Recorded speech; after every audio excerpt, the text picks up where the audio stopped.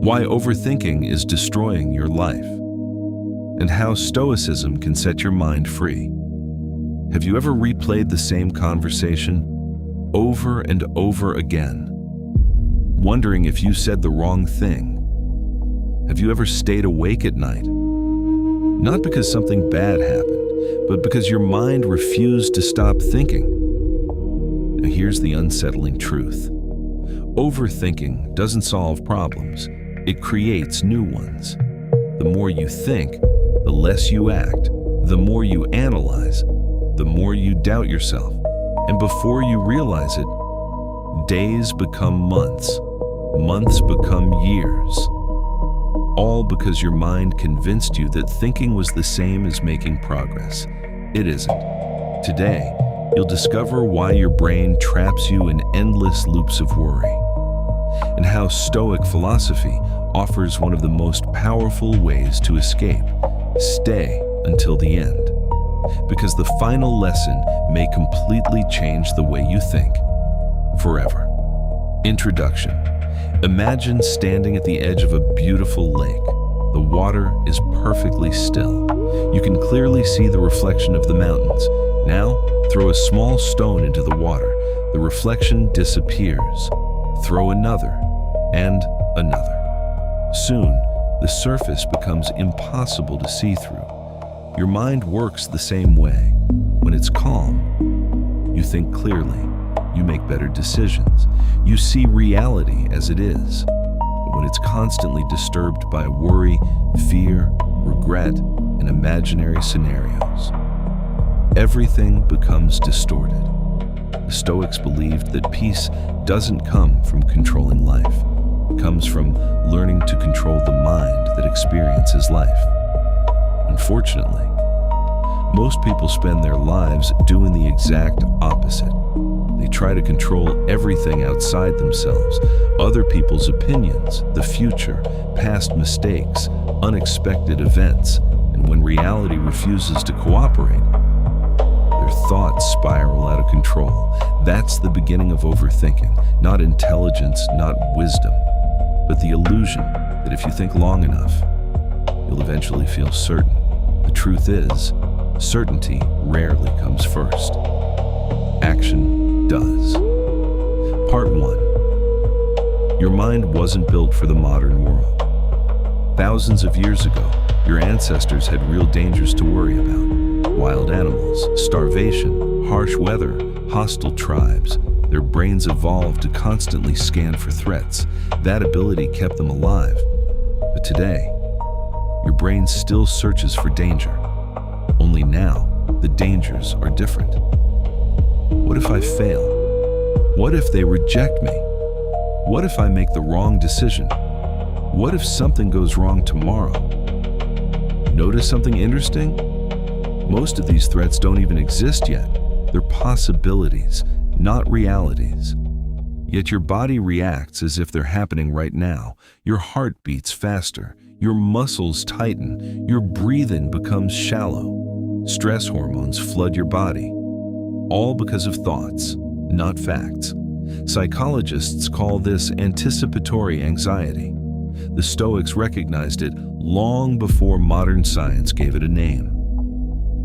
Seneca wrote that, "We suffer more often in imagination than in reality." Read that again. Not in reality, in imagination. How many things have you feared that never happened? How many worst-case scenarios never became real? How many sleepless nights solved absolutely nothing? Overthinking convinces you that endless analysis equals preparation. But preparation has an end. Overthinking never does. That's how it steals your peace, quietly, day after day, without you even noticing. Part 2. The paralysis of too many thoughts. Imagine standing at a crossroads.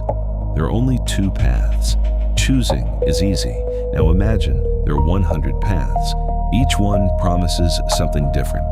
Each one carries a different risk. Suddenly, making a decision feels almost impossible. This is exactly what overthinking does to your mind. It creates so many possibilities that your brain becomes overwhelmed. Instead of moving forward, you freeze.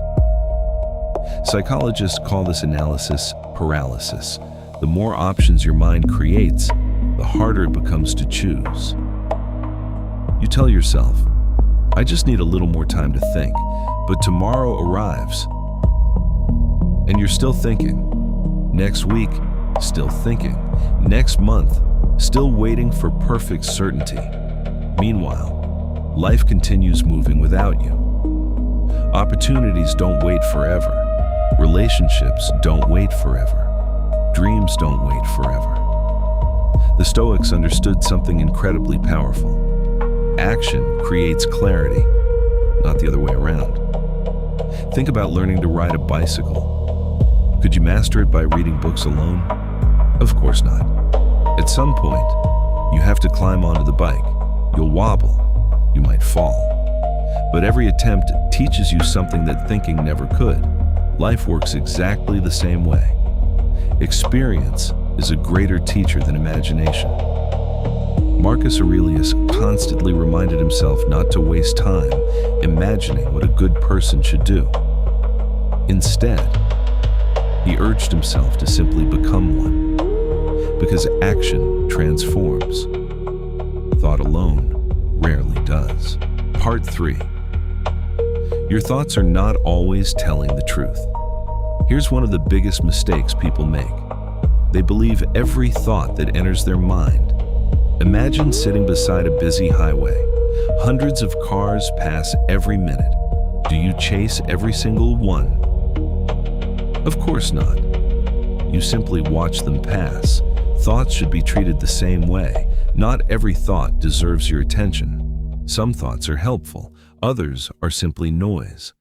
Yet overthinkers treat every thought like an emergency. What if I'm not good enough? What if they secretly dislike me? What if everything goes wrong?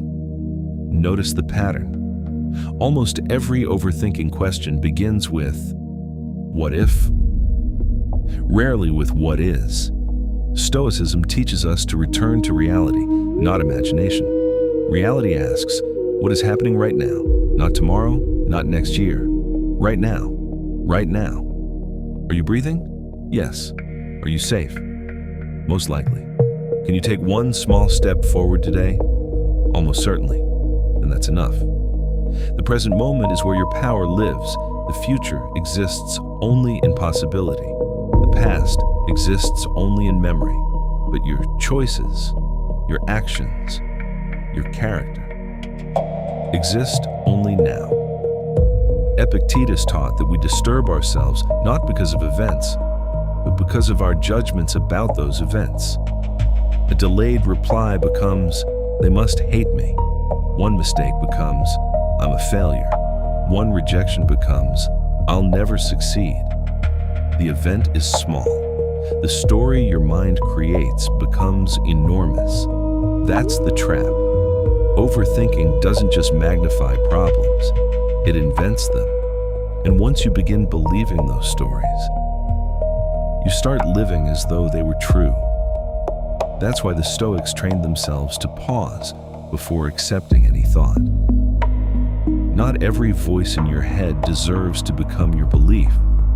Sometimes, the wisest thing you can do is simply observe the thought, smile, and let it pass like a cloud across the sky.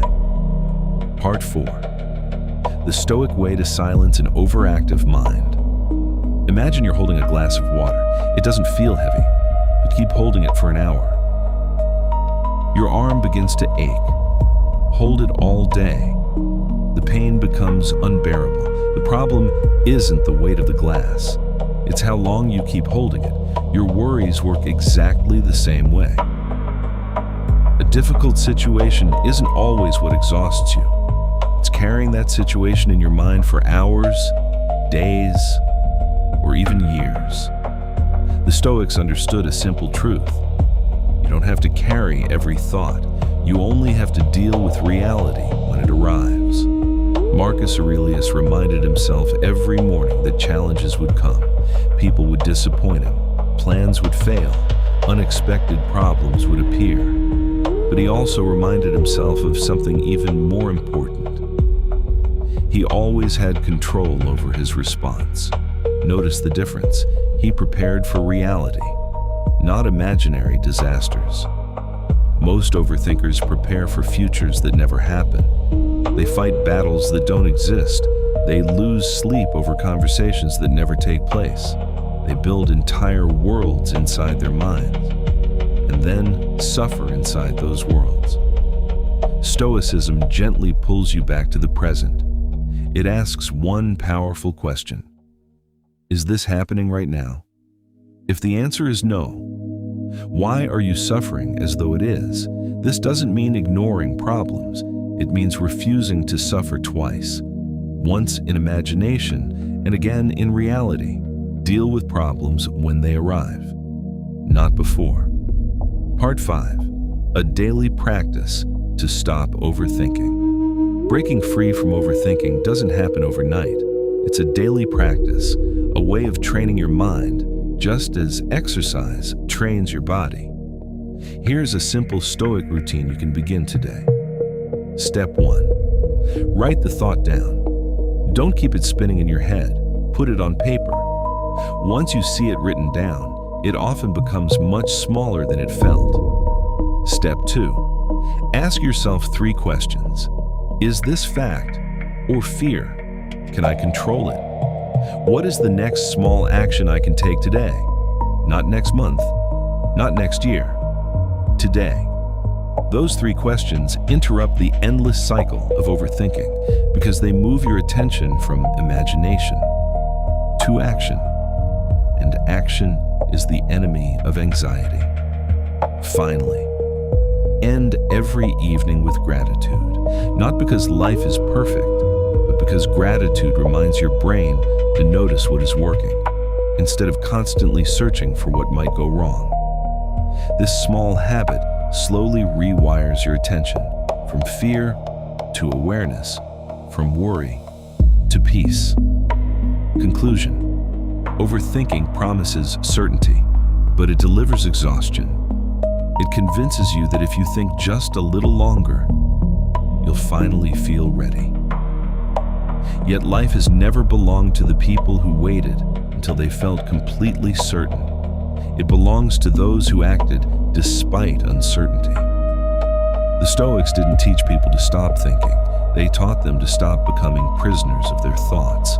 Remember this, your mind is a wonderful servant, but a terrible master.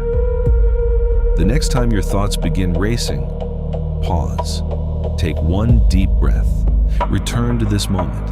Ask yourself, what can I actually do right now? Then do that. Nothing more, nothing less. Because peace isn't found by solving tomorrow's problems today.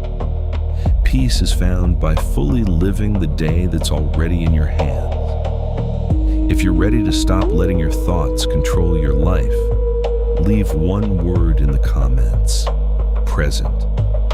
Let it remind you that your greatest power has never existed in yesterday or tomorrow. It has always existed in this moment. If this video brought you value, subscribe and continue this journey with us.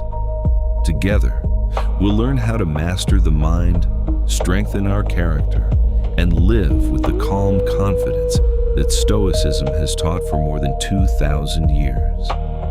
Because the strongest mind isn't the one that thinks the most.